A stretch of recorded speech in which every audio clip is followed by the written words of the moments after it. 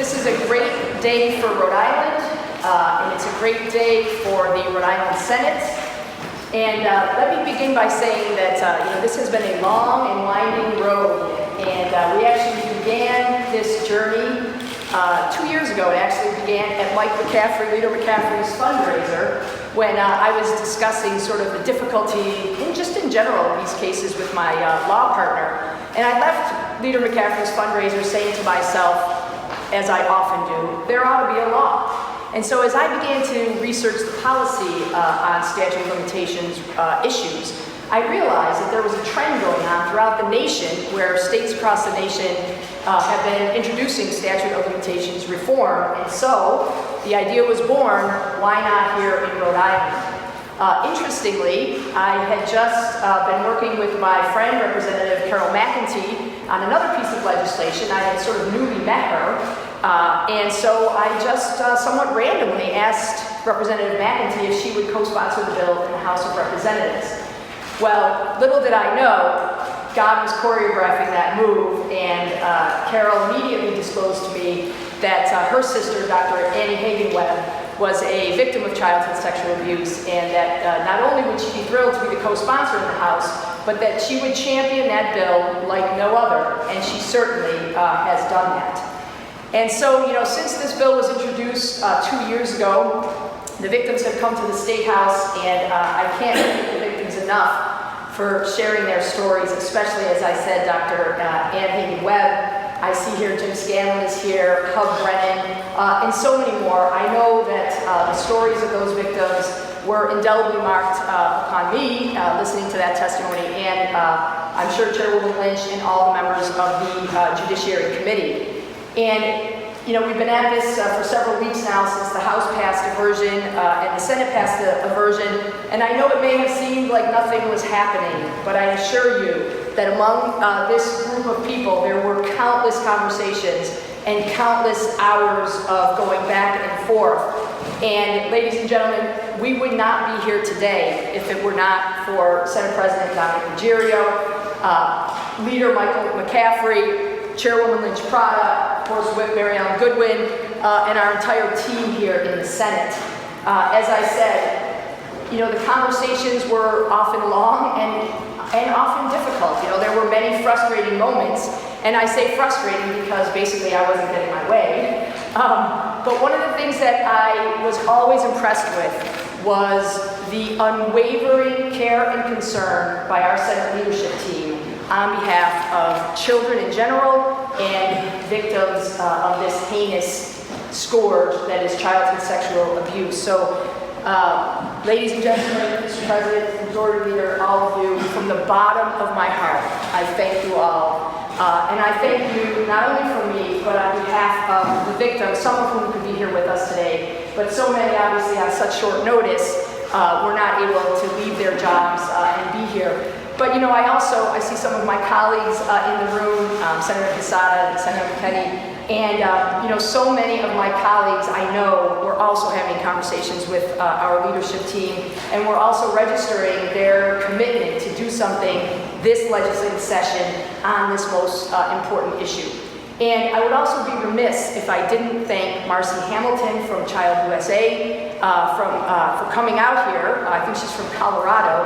And also for Catherine Robb, who runs Child USA Advocacy for, they were always available, literally, answering questions almost at any hour of the day or night when a certain issue, if perhaps the Senate President or the leader said, well, what other states do this? And I'd be like, bang, 32 states already have a discovery rule. So I thank them for the work that they helped us here with in Rhode Island and for the work that they are doing across our great nation. So as you all know, the House and Senate bills that emerged from each of the chambers were different. That obviously presents a problem in passing legislation. And so, ladies and gentlemen, I'm here today to announce that the guts of the bill have always been the same in the House version and the Senate version, and that is a 35-year discovery rule against perpetrators regardless of whether the claims are time-barred, and a 35-year statute of limitations against institutions but only for those claims that are not currently time-barred. Those have always been the same in the two bills. The two bills differed in that the House bill had a 7-year discovery rule against perpetrators and institutions, and the Senate bill had a great provision that stated clearly that the 35-year statute of limitations would also apply to the state of Rhode Island and its municipalities.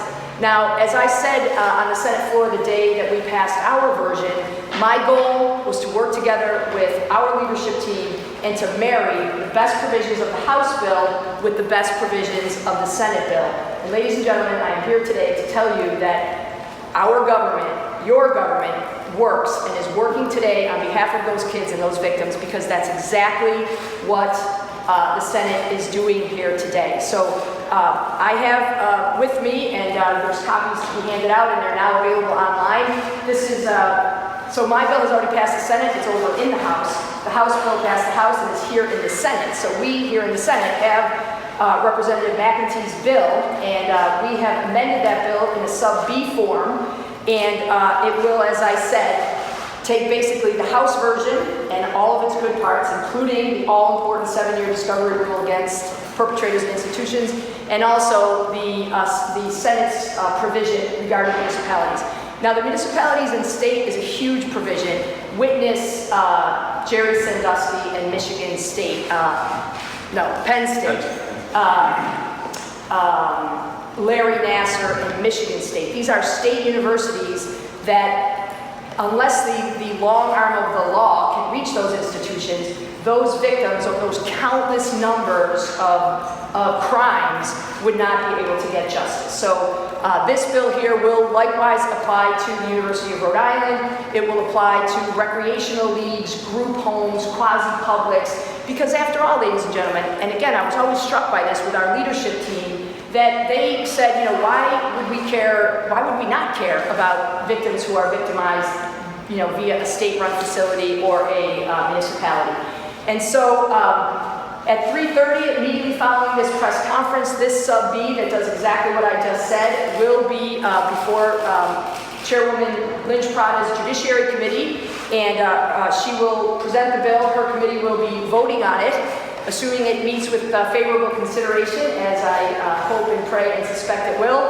It will be item number 1 on the Senate calendar. The Senate seeks to pass this immediately today in order to get it over to the House so that they have the time they need to obviously review the bill and take it up, hopefully. So hopefully this will be the year that meaningful statute of limitations reform is introduced and passed here in the state of Rhode Island. And again, this work is for all of you, the courageous victims who have come forward and borne your souls to the various judiciary committees and to the countless victims who are not able to be there and bare their souls. So I know Carol often refers to this as Annie's bill, so Annie's bill is alive and well, and will be passing in sub B form, hopefully within the hour through the Rhode Island Senate. Thank you very much.